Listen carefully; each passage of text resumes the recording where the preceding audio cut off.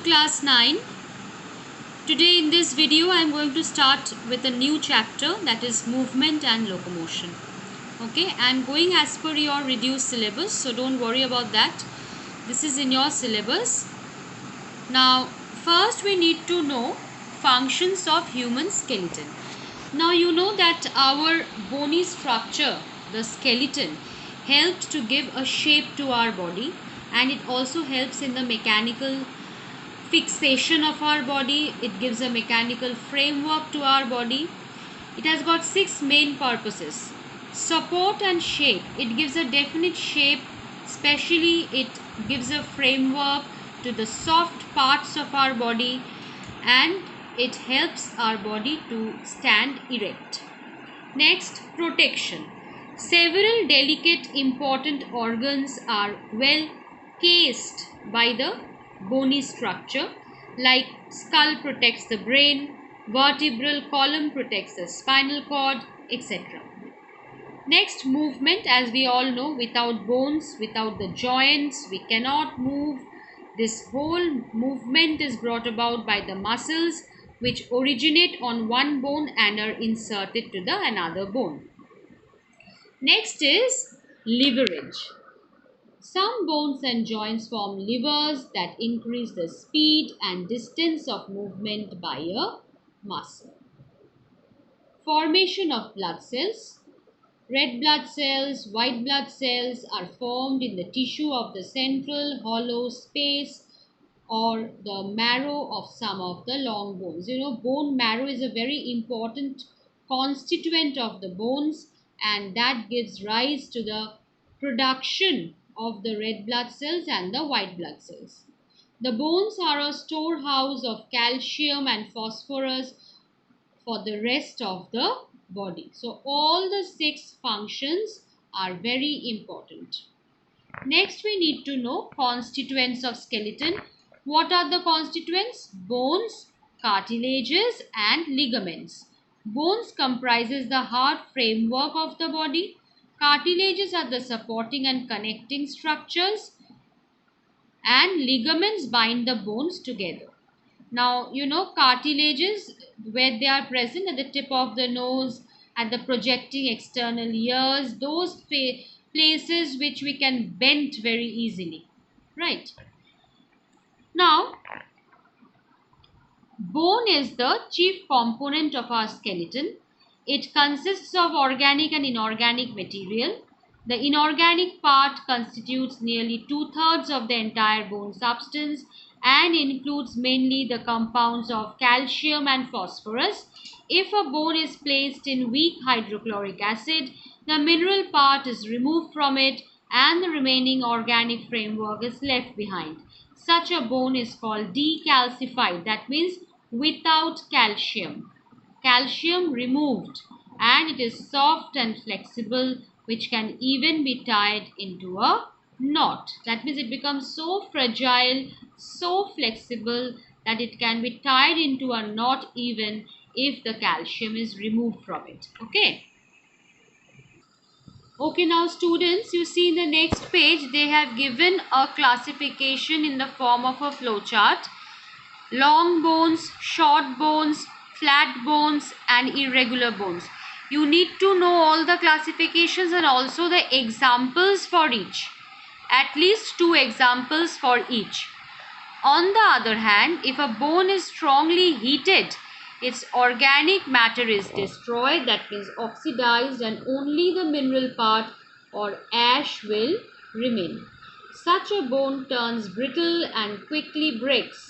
With age, as in old people, the organic part of the bone is reduced and the bones become more fragile, taking much time in rejoining after a fracture. So with age, what happens? This organic part is reduced, and that is why the bones become very fragile. That means if he or she met with an accident, with a very mild accident, then also it can become fracture. Clear? Now, classification of bone on the basis of shape. Just now, as we have seen the classification, long, short, flat, irregular, that is on the basis of the shape of the bones. Now that you need to learn that flow chart. Now we need to know the structure of a typical long bone. This question is very important for your exams. Now you see this structure, this diagram is also very important. Go through the diagram, practice it. It's a very easy diagram.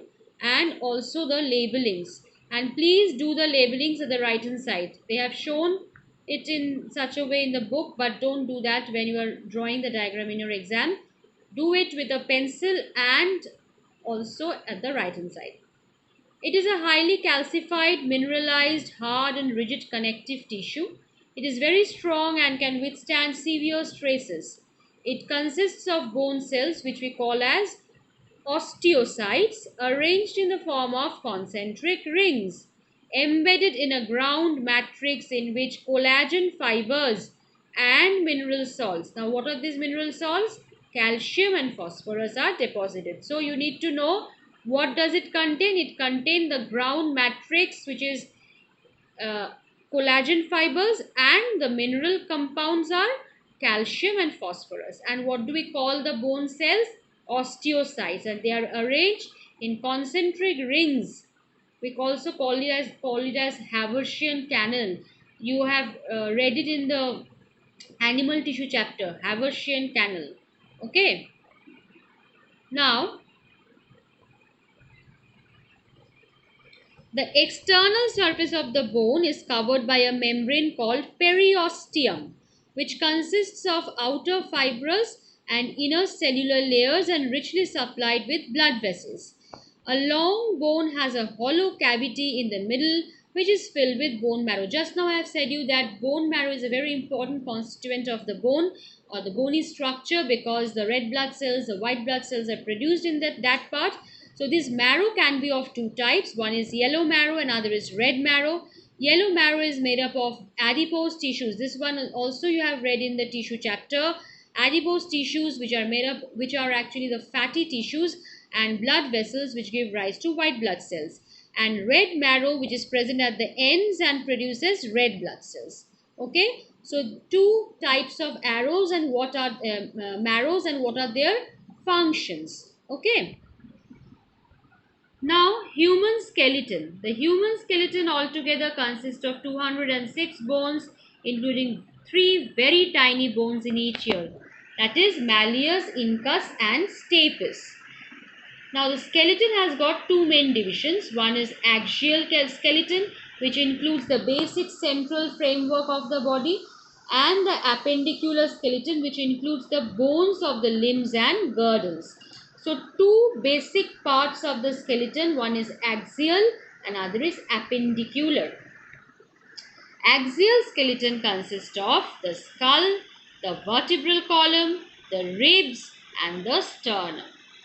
Skull is the skeleton of the head. We all know it. It is a very important part because it has got a very important function of protection of the brain. It is actually the brain box. It can protect the delicate parts of the brain from any kind of mechanical shocks and injuries.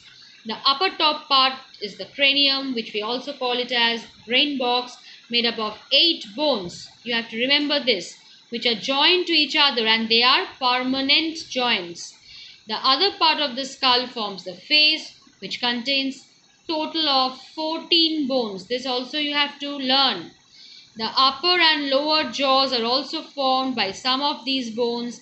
The back part of the cranium contains a large hole, the foramen magnum. This is a very, very important question for your exams. You may get it in your short questions. Through which the spinal cord, after emerging from the brain, continues behind into the backbone. Okay, so you need to know what is foramen magnum and where is it located. Vertebral column, the second part of the axial skeleton. The vertebral column is popularly called the backbone. We all know that in our lucid language we call it as backbone. It is composed of total 26 ring-like bones called vertebrae. These are divided into 5 groups according to the regions they occupy. The neck region has got 7 cervical vertebrae, 12 thoracic, 5 lumbar, 1 sacrum where 5 fused are there, and 1 coccyx which is 4 fused. Okay, so you have to remember the number, the names and the locations. Okay, now what is the structure of vertebra?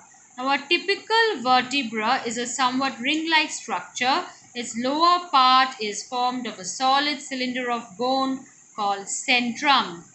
The two opposite ends of the centrum are flat. On the dorsal side of the centrum is a neural canal formed by the union of two neural arches arising from the sides of the centrum. Now we'll look into the diagram and we will explain. Then it will be easier for you to understand. Okay, students, the skeleton diagram is not needed. I hope you know that. Now the diagram which is needed actually is the diagram of this one. First atlas vertebra, number B. Okay. Number D, C and A not required so much actually. You can practice number D because it's a lateral view of the thoracic vertebra. Number B is very important. Please practice it with proper labelings. Okay. Now you see here, you see the diagram properly. Okay. You see they have a centrum, solid cylinder of bone at the lower part. Okay, and on the dorsal side they have a canal known as neural canal. I hope you can see the neural canal which is formed by the union of two neural arches. That means this part. Okay, this is the neural canal, and these two are the neural arches arising from the sides of the centrum. In now neural spine, that means this portion, is a flat longitudinal ridge projecting upward from the meeting point of the two neural arches. These two neural arches are meeting at the neural spine. Transverse processes, that means this part, these two wings like parts are the transverse processes, which are thick sideward projections from the neural arches. Neural arches also bears this shaded portion. This shaded portion is the articular facets, okay, which help in joining the two vertebrae one behind the other. That means the next vertebrae will be attached over here. A pad of cartilage known as intervertebral disc or gristle forms a kind of cushion between the two vertebrae. That cannot be shown in this diagram, but actually in this diagram, as you can see, one after the other vertebrae are arranged.